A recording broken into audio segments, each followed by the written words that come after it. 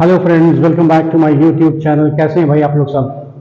तो हम लोग जो हमारी बिजनेस कम्युनिकेशन जो सीरीज़ है उसमें हमारा सिलेबस ऑलमोस्ट कंप्लीट है and today we are going to start. कुछ हम लोग जो है वो कुछ क्वेश्चन और आंसर देखेंगे, कुछ इंपॉर्टेंट हैं जो आपके एग्जामिनेशन पर्पज़ के लिए बीकॉम फर्स्ट ईयर के जो स्टूडेंट्स हैं। तो आज हम लोग चलिए कुछ क्वेश्चंस लेते हैं और उनके आंसर्स देंगे। सबसे पहले क्वेश्चन हम लेते हैं, communication is the key of successful managers. Communication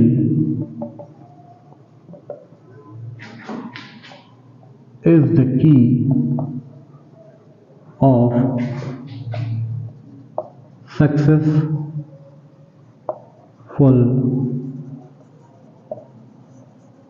managers, right?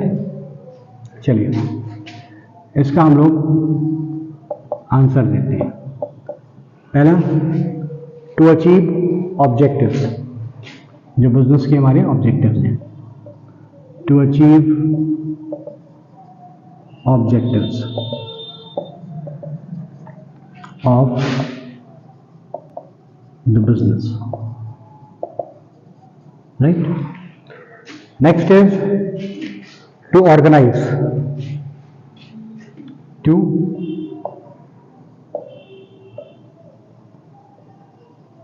organize. Third is to encourage. To encourage and communicate.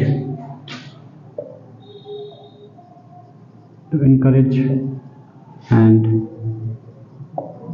communicate. All right. Fourth point is to measure the work. To measure the work. Fifth point is to develop personality. To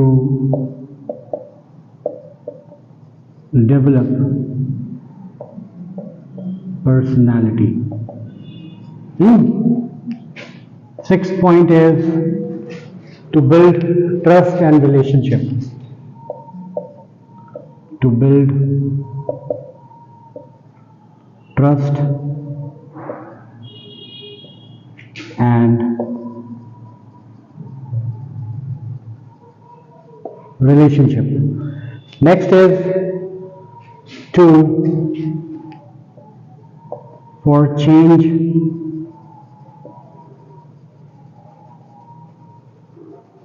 management. फिर आपका क्या होगा? Conflict resolution.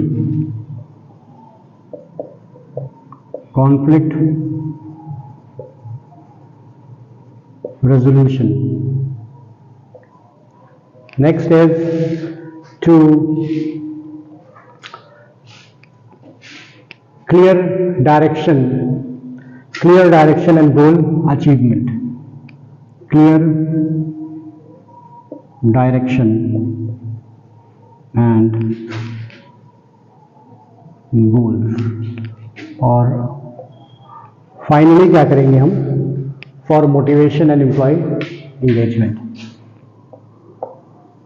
For motivation and अगर ये चीज़ clear नहीं है तो इसको इधर लिख दें। 10th point, motivation and employee engagement, right? पहला क्या है? To achieve objectives of the business.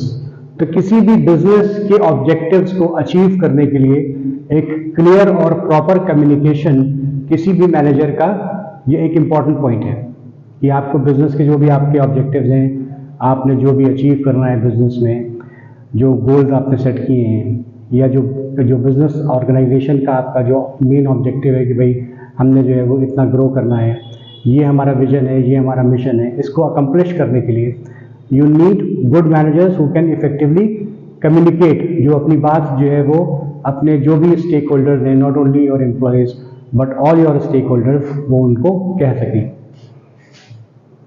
To organise, किसी भी बिजनेस को ऑर्गेनाइज करने के लिए, किसी भी जो आपकी टीम है उसको ऑर्गेनाइज करने के लिए, जो आपका मैनेजमेंट है उसको ऑर्गेनाइज करने के लिए, कि कितने एफिशिएंटली आप उसको ऑर्गेनाइज करते हैं, कैसे आप जो है वो अपना टीम का जो रिस्पॉन्सिबिलिटीज़ है वो डेलीगेट करते हैं, या किसको क्या वर्क आप असाइन करते हैं। तो वो सारी चीज़ें जब तक आप इफ़ेक्टिवली कम्युनिकेट नहीं करेंगे अपने जो कोलीग्स हैं, अपने जो सीनियर्स हैं, जो सीनियर मैनेजमेंट है उनको, जो आपका जूनियर मैनेजमेंट है उनको, जो वर्कर्स हैं उनको, जब तक आप क्लियरली कम्युनिकेट नहीं करेंगे तो आप ऑर्गेनाइज नहीं कर पाएंगे।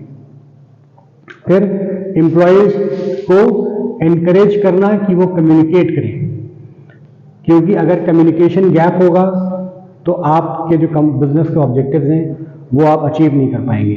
तो there should be no communication gap between the managers and the workers, या आपके जो सबऑर्डिनेट्स हैं, जो आपके जो मैनेजर्स हैं, उनके बीच में अगर कोई भी कम्युनिकेशन गैप होगा तो फिर आप वो चीज़ें जो है वो अचीव नहीं कर सकते। तो इसलिए आपको कम्युनिकेशन करना ज़रूरी है। टू मेजर द वर्क, किसी भी एम्प्लॉय का, किसी भी टीम का जो आप वर्क है, जो उसने काम किया है, जो आपने वर्क असाइन किया है, उसको आपको मेजर करना अगर है तो कोई आपको रिपोर्ट्स जो है वो भेजते हैं लोग, वो अपनी जो है वो शीट्स बनाते हैं, एक्सेल शीट बनाते होंगे या वो वर्ड में बनाते होंगे, या जो भी आपकी रिपोर्टिंग पैटर्न है उसको आपको जब तक आप कम्युनिकेट नहीं करेंगे कि भाई I want this much of work, या आपने जो डेलीगेट किया है उसको आपको रिजल्ट्स को जो है वो आपको ऑर्गेनाइज करना, तो वो आपको you measure this work through your communication, through your reports, through your daily task और योर डेली मीटिंग्स और वॉट एवर इट इज़, कि आप डेली जो है वो उनके साथ मीटिंग करते हैं या वीकली बेसिस पे मीटिंग करते हैं, तो फिर आप उनका वर्क जो है वो मेजर करते हैं कि उन्होंने कितनी इफेक्टिवली जो आपने टारगेट्स, जो गोल्स आपने सेट किए थे वो उन्होंने किए या नहीं किए। टू डेवलप पर्सनैलिटी, किसी भी जो आपका मैनेजर है वो सिर्फ मैनेजर ही नहीं होता, वो लीडर भी होता है। तो वो आपके जो सबॉर्डिनेट्स हैं उनकी पर्सनैलिटी को, जो आपके जो कलीग्स हैं, जो आपके नीचे जो काम कर रहे हैं, उनकी पर्सनैलिटी का डेवलपमेंट भी, उसकी भी जो आपकी जो इम्पोर्टेंस है वो मैनेजर्स के ऊपर ही होती है कि वो एक इफेक्टिव लीडर की तरह वो उनकी पर्सनैलिटी को डेवलप करे, वो उनके जो पोटेंशियल है उस पर वो रियलाइज कर सके।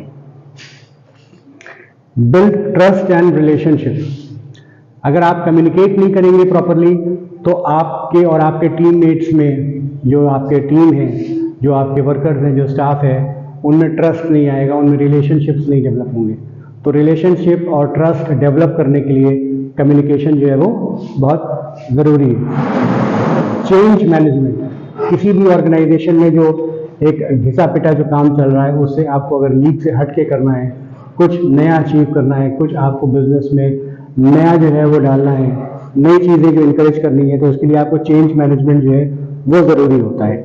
फिर आपका कॉन्फ्लिक्ट रेजोल्यूशन बहुत इंपॉर्टेंट होता है, क्योंकि जो भी आप ऑर्गेनाइजेशन में काम करते हैं तो कई बार जो मैनेजर, जो आपके वर्कर्स होते हैं, उनमें कुछ न कुछ जो है वो डिस्प्यूट्स होते हैं, तो उनको आप कैसे जो है रिजॉल्व करेंगे। जो कॉन्फ्लिक्ट्स जो डेवलप हो रहे हैं आपकी टीम में या आपके सबऑर्डिनेट्स में या आपके सीनियर्स में, तो उनका जो रेजोल्यूशन है वो आपका कॉन्फ्लिक्ट रेजोल्यूशन होता है, वो आपको अचीव करना ज़रूरी है। फिर आपको क्लियर डायरेक्शंस देने हैं, किसी भी काम को कराने के लिए एक प्रॉपर डायरेक्शंस और प्रॉपर गोल्स जो आपके सेट होते हैं, जो आप किसी भी बिजनेस ऑर्गेनाइजेशन को आगे बढ़ाने के लिए, जैसे कि गोल्स हम बात करें तो स्मार्ट गोल्स जो है वो हम डेवलप करते हैं। स्मार्ट गोल्स है ना, स्मॉल, मेजरेबल, अटेनेबल, रियलिस्टिक और एक विद इन टाइमलाइन, है ना। तो छोटे छोटे गोल्स जो मेजर किए जा सकें, जो अटेन किए जा सकें, जो रियलिस्टिक हो। हम अनरियलिस्टिक अगर जो है गोल्स दे देंगे तो कभी उनको अचीव नहीं कर पाएंगे, और एक विद इन टाइम पीरियड हमको उन गोल्स को अचीव करना है। Next is your motivation and employee engagement, कि आप एम्प्लॉयज़ को कैसे इंगेज करेंगे और कैसे मोटिवेट करेंगे किसी भी काम को करने के लिए। मोटिवेशन बहुत इंपॉर्टेंट है। कई बार ऐसा होता है कि एम्प्लॉयज़ जो होते हैं वो डीमोटिवेटेड हो जाते हैं, वो अपने जो भी काम है, अगर उन्होंने कोई अच्छा काम नहीं किया तो फिर अगर मैनेजर जो है वो उनको अप्रेज नहीं करता है, या उनको जो है वो ये नहीं कहता कि नहीं भाई आपने जो है वो काम ठीक है नहीं ठीक किया, लेकिन आगे आप उसको और अच्छा कर सकते हैं, तो इस तरह से आप थोड़ा सा मोटिवेट करते हैं, तो वो एज अ लीडर आप जो है वो काम करते हैं, तो उसके लिए जो है वो मोटिवेशन ज़रूरी है किसी भी एम्प्लॉय के लिए, तो वो काम जो है वो मैनेजर्स का ही होता है। तो ये हमारा एक क्वेश्चन हमने सॉल्व किया, ठीक है। अब एक दूसरा क्वेश्चन हम लेते हैं, इसको रब कर देते हैं।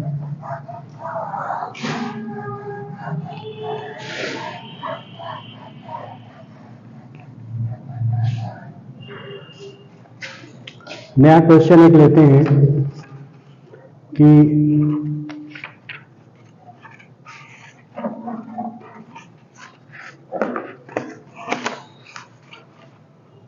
Who is a decoder. Question है who is a decoder. Decoder कौन होते हैं? तो मैंने आपको बताया था जो आपका कम्युनिकेशन प्रोसेस है उसमें मैसेज होता है, ये मैसेज आपका होता है, ये मैसेज आपका क्या होता है? ट्रांसमिट होता है,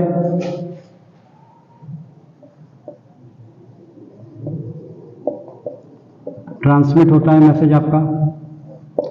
मैसेज आपका ट्रांसमिट होता है, और किसके पास जाता है? उसका इंटरप्रिटेशन होता है,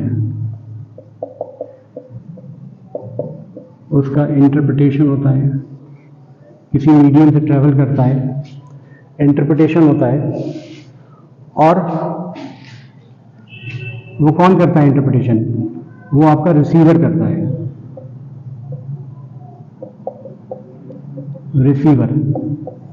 receiver is your interpreter.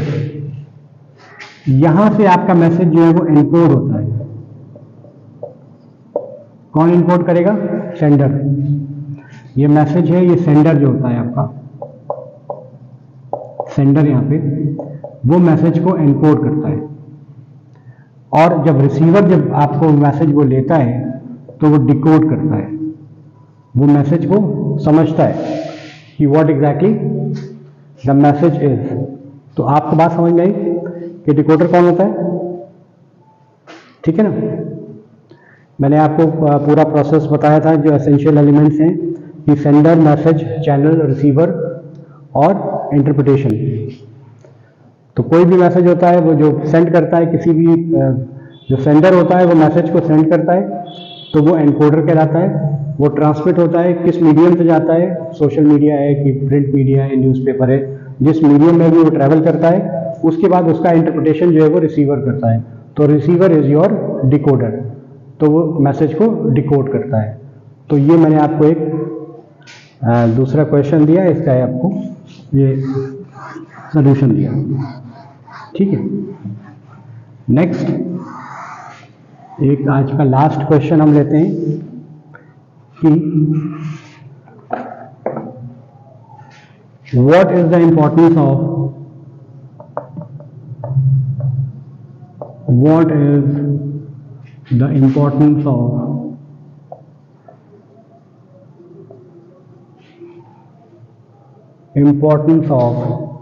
effective communication?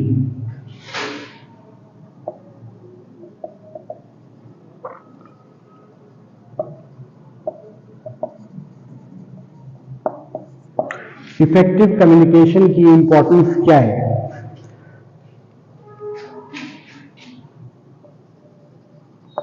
Answer क्या होगा?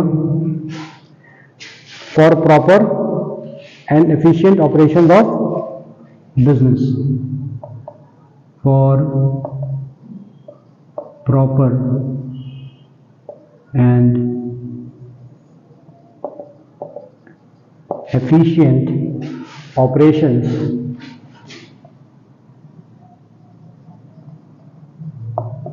of business. सेकंड क्या है आपका? For effective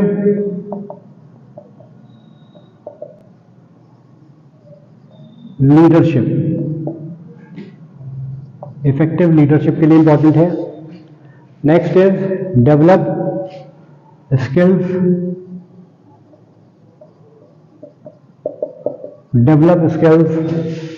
of coordination.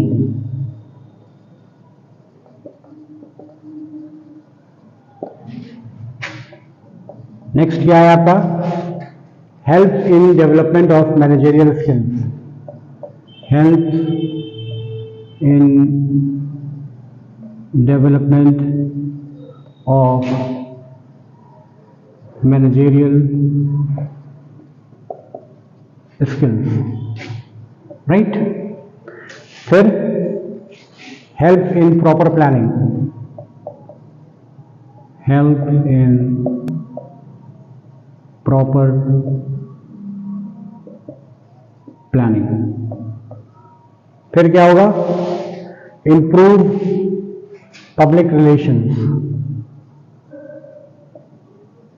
Improve public relations, right. Next is help in providing competitive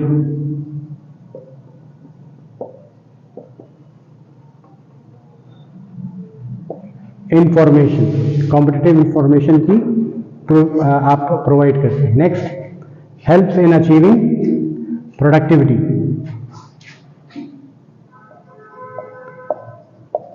help, इसको इधर लिख देते हैं, इन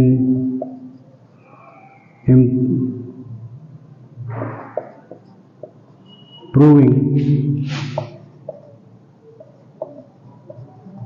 productivity through job satisfaction। Job satisfaction से प्रोडक्टिविटी जो है वो इंक्रीज करता है। देन डेलीगेशन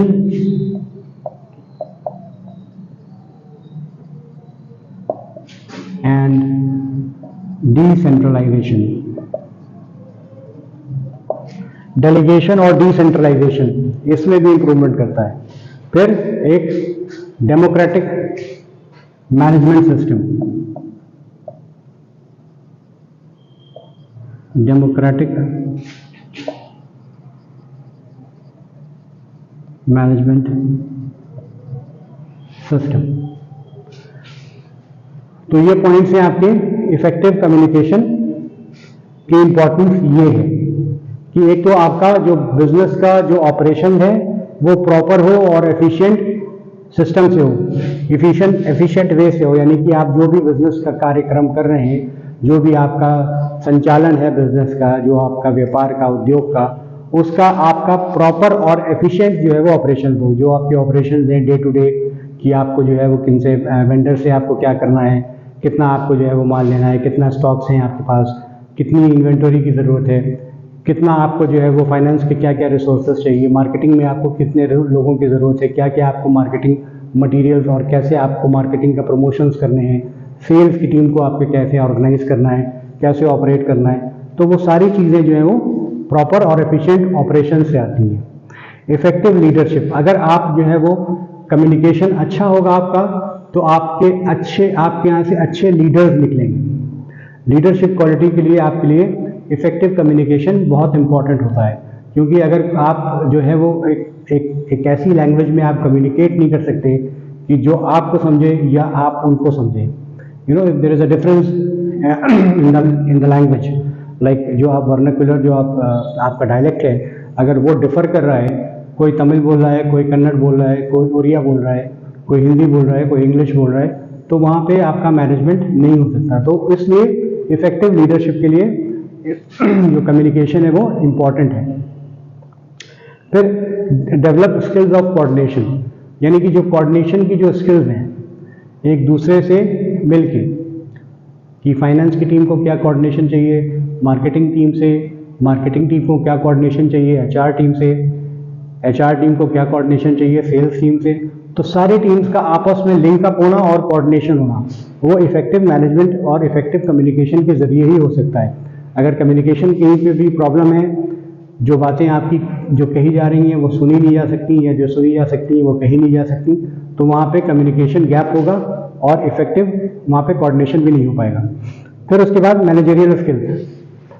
तो किसी भी संस्था में, किसी भी ऑर्गेनाइजेशन में जो आपके मैनेजरियल स्किल्स हैं कि कैसे आपको मैनेज करना है आपके एम्प्लॉयज़ को, आपके जो सीनियर्स हैं उनको, आपके जो कोलीग्स हैं जो आपके अंडर जो काम कर रहे हैं उनको, उनमें जो है वो आपके जो मैनेजरियल स्किल्स होंगे, जितने अच्छे आपके एफिशिएंट मैनेजरियल स्किल्स होंगे उतना ही आप जो है वो कोऑर्डिनेट कर सकते हैं, उतना ही अच्छा जो है वो आपका ट्रस्ट और रिलेशनशिप बिल्ड होगा।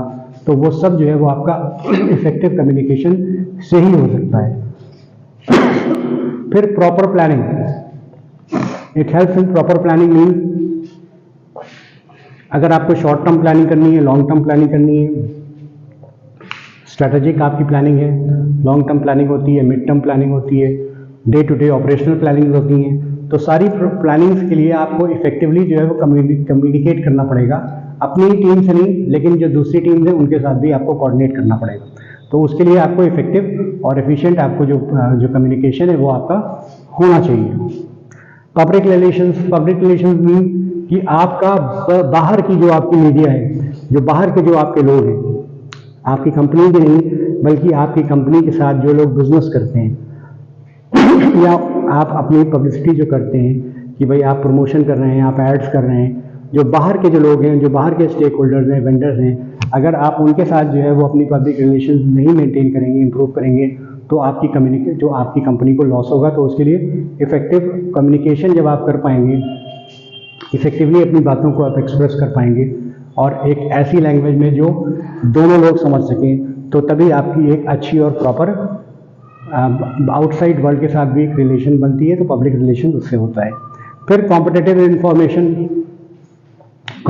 इंफॉर्मेशन सिर्फ अपनी ही इंडस्ट्री के बारे में नहीं, अपनी कंपनी के बारे में नहीं, बल्कि आप जिस इंडस्ट्री में हैं उस इंडस्ट्री के बारे में एक हेल्दी इंफॉर्मेशन। आप जब रिसर्च रिपोर्ट्स देखेंगे, आप जब फाइनेंशियल मार्केट्स का सर्वे करेंगे, आप मार्केटिंग टीम से आप जो है वो आप कोऑर्डिनेट करेंगे कि जो बाहर के जो लोग जो हैं, जो इस इंडस्ट्री में जितने भी लोग काम कर रहे हैं, जितनी भी कंपनीज काम कर रही हैं, जितने भी बिजनेस ऑर्गेनाइजेशन काम कर रहे हैं, तो उनकी इंफॉर्मेशन कि आपको एक्चुअल जो है वो पोजीशन पता चल सके कि भाई आपकी कंपनी कहाँ पर स्टैंड कर रही है, आपका बिजनेस कहाँ पर है, दूसरों का बिजनेस कहाँ पे है, कहाँ पे गैप है, कैसे हम इम्प्रूव कर सकते हैं। तो वो सारी चीज़ें जो है वो आपको इफेक्टिव कम्युनिकेशन से ही आती हैं। फिर improving productivity through job satisfaction. अगर आप इफेक्टिवली अपनी टीम से कम्युनिकेट करेंगे तो उनकी प्रोडक्टिविटी भी जो है बढ़ेगी, आप उनको मोटिवेट कर सकेंगे। जब आप उनको मोटिवेट कर सकेंगे तो उनको जॉब सेटिस्फैक्शन मिलेगा। जब जॉब सेटिस्फैक्शन मिलेगा तो आपकी जो उनकी जो प्रोडक्टिविटी है, जो आपके टीम है, उसकी अल्टीमेटली बढ़ेगी। अगर आप अच्छी तरह से उनको प्रॉपरली कोई भी चीज़ अगर वो नहीं सही कर रहे हैं, तो आप अगर उनको जो है वो मोटिवेट करेंगे कि नहीं आपको इस तरह से करना है, तो उनको जॉब में जो है वो सेटिस्फैक्शन मिलेगा। वो जॉब आप ही क्या करना चाहेंगे, वो स्विच ओवर नहीं करना चाहेंगे कहीं और, तो उससे उनकी प्रोडक्टिविटी भी जो है वो बढ़ेगी। तो this would all happen through effective communication. Delegation and decentralization, इसका मतलब होता है कि आप का जो कार्य है, जो आपका वर्क है, वो आप डेलीगेट कर रहे हैं।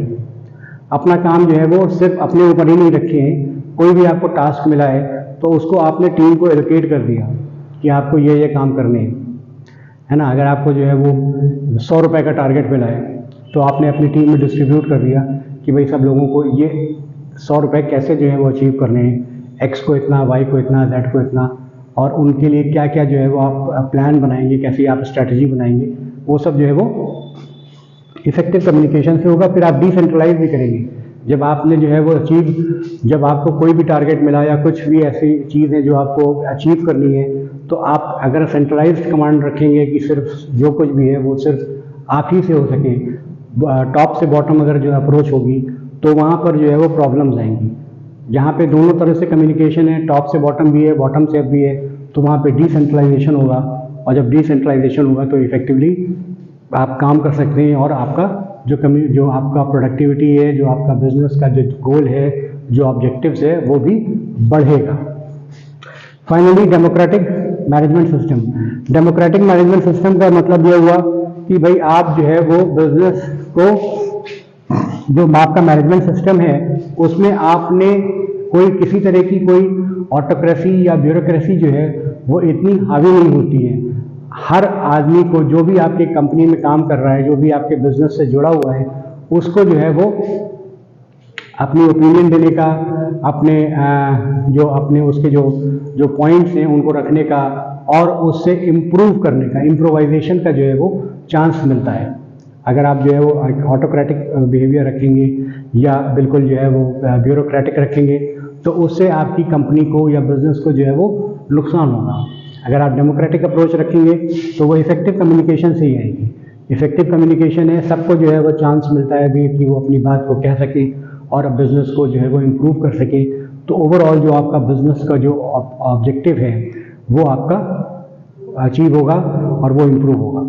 तो आज मैंने ये 3 क्वेश्चंस आपके साथ डिस्कस किए। नेक्स्ट क्लास में कुछ और हम क्वेश्चंस को लेकर आएंगे, कुछ और बातों को डिस्कस करेंगे। तो आई होप आपको ये मेरा वीडियो जो है वो पसंद आया होगा। इन केस अगर आपको भाई वीडियो मेरा पसंद आए तो प्लीज़ आप इसको लाइक करें, शेयर करें और सब्सक्राइब करें। And we'll meet in the next class. Thank you.